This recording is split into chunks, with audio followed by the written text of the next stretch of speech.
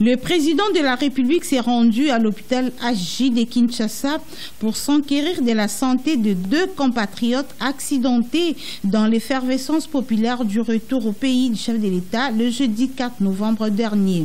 C'était une surprise agréable pour Jonathan Chitea et Papi Bandala, respectivement motard et reporter d'images au groupe de presse Le Phare, qui se croyaient abandonnés à leur triste sort et se sont sentis en sécurité par la visite du chef de l'État. Une expression de joie pour ces derniers malgré leur état de santé.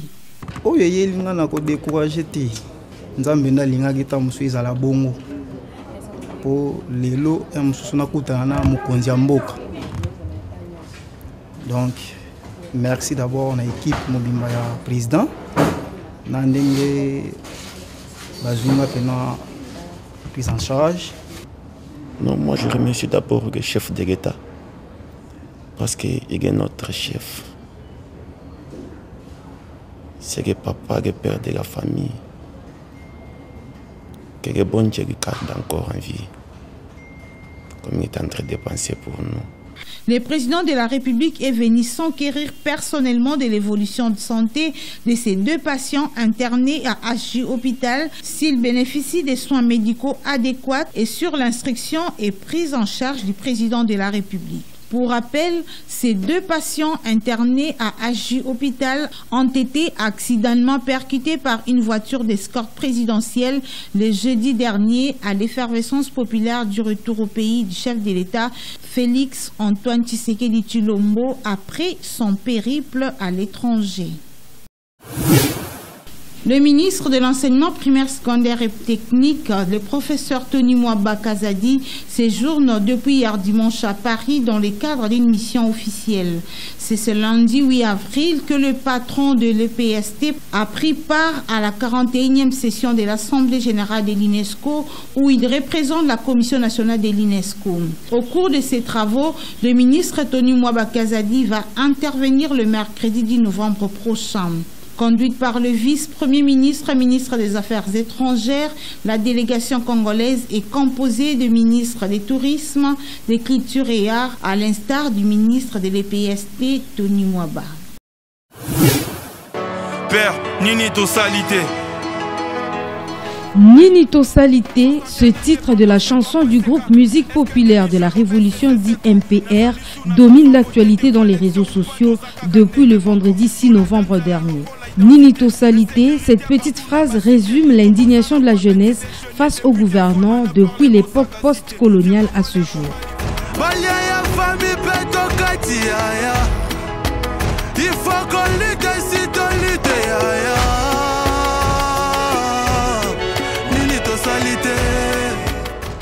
Les artistes retracent les faits d'un tableau sombre de la politique de gestion de la Respublica dans tous les secteurs. L'auteur de la chanson illustre son œuvre par un clip captivant qui reflète l'histoire d'un jeune homme décrochant un titre académique après plusieurs sacrifices consentis par sa mère. Au bout de quelques jours, l'histoire a tourné au malheur. Le jeune homme qui a terminé ses études a fait beaucoup d'années dans le chômage, avec comme conséquence le décès de sa mère de suite du manque des moyens financiers pour les soins médicaux adéquats. Les utilisateurs des réseaux sociaux s'accrochent à ce titre frappant pour interpeller les personnalités politiques en République démocratique du Congo.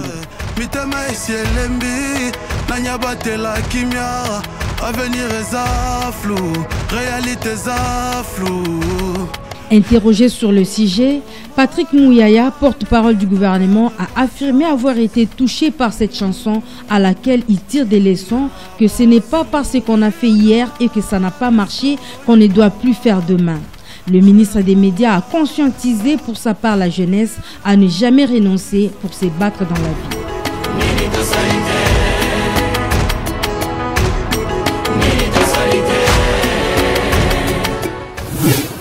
Et je profite de l'occasion pour féliciter le président de la Fondation Maloua, dont j'ai aimé la devise « Nul n'a le droit d'être seul sur terre ».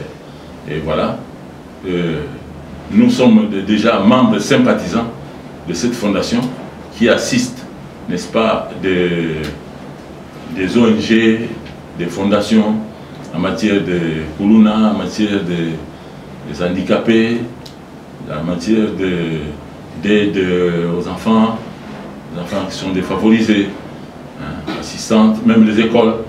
Demain, peut-être, vous allez atteindre les universités. Tout à fait. Moi, je suis en train de construire un hôtel à Mbazangou, appelé l'hôtel. Je vais construire une université à Mbazangou et à Mwanda. Mbazangou, c'est paternel, Mwanda, c'est maternel. Et je fais déjà ma demande que notre fondation Maloua puisse aussi m'assister. Parce qu'à Mbazangou aussi, il y a des chégués, il y a des enfants abandonnés, des enfants de la rue, des handicapés, des veuves abandonnées. Et j'inviterai la fondation à visiter mon hôtel.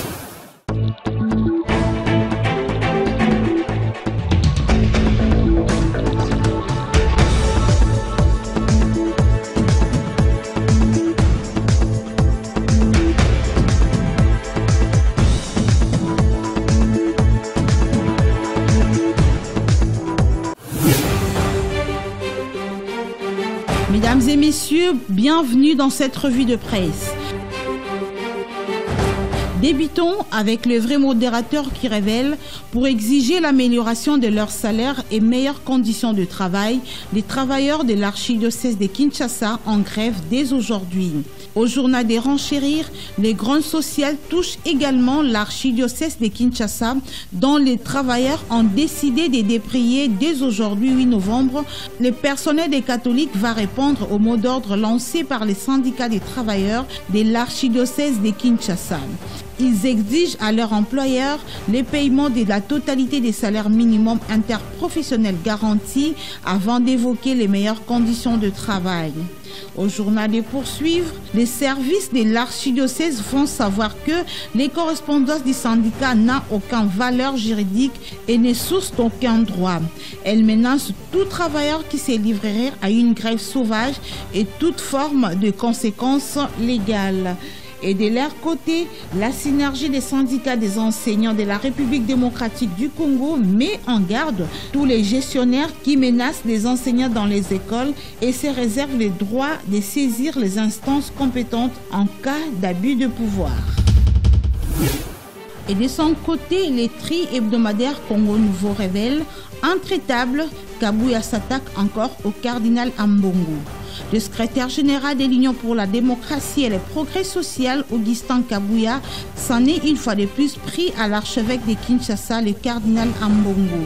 Le journal rapporte in extenso le propos du secrétaire général de l'UDPS et écrit « Ambongo n'a été jamais inquiété dans le cadre de son travail ecclésiastique.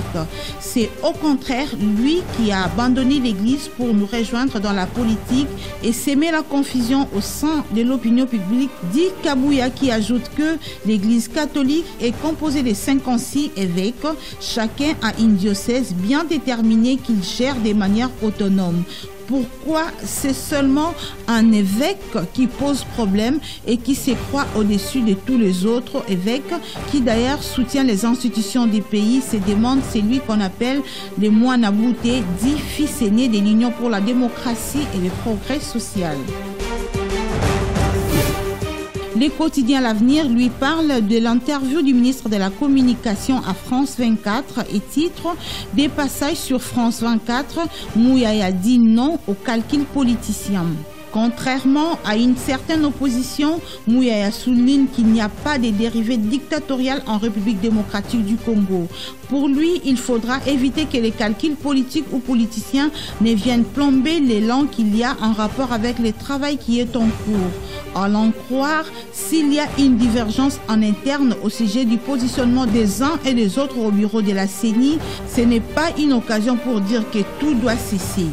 Au sujet des critiques qui suscitent l'état de siège, les ministres affirment que nous n'avons jamais dit que l'état de siège mettrait automatiquement fin à cette situation d'insécurité et de marteler que l'état de siège prendra le temps qu'il prendra jusqu'à ce que les raisons qui ont motivé cet état soient résolvées.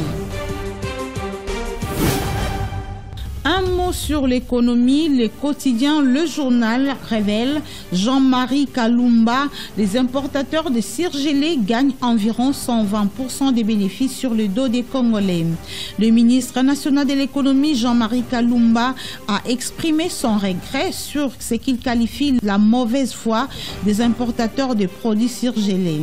Au cours d'un échange de restitutions avec la presse sur les voyages qu'il a conduits en Namibie et en Espagne, Jean-Marie Kalumba Yuma a indiqué que ces importateurs gagnent environ 120% des bénéfices par rapport à la valeur de leurs marchandises. À cet effet, le ministre a demandé aux hommes des médias de l'accompagner dans la lourde mission qui lui est confiée par le gouvernement, celle de consister à réguler les prix des biens et services sur le marché congolais, dont les produits de première nécessité. Par ailleurs, le ministre de l'économie Jean-Marie Kalumba Yuma a confirmé à la presse l'achat de 23 700 tonnes de poissons en Namibie par le gouvernement congolais. Le ministre a aussi fait savoir, poursuit le journal, que sa mission de 3 semaines l'a également conduit en Espagne où il a entamé des démarches pour l'achat des côtes des porcs, précisant que les mêmes démarches ont été effectuées pour les cuisses de poulet et le poulet entier. Mesdames et messieurs, c'est la fin de cette revue des presses et bon début de la semaine à tous.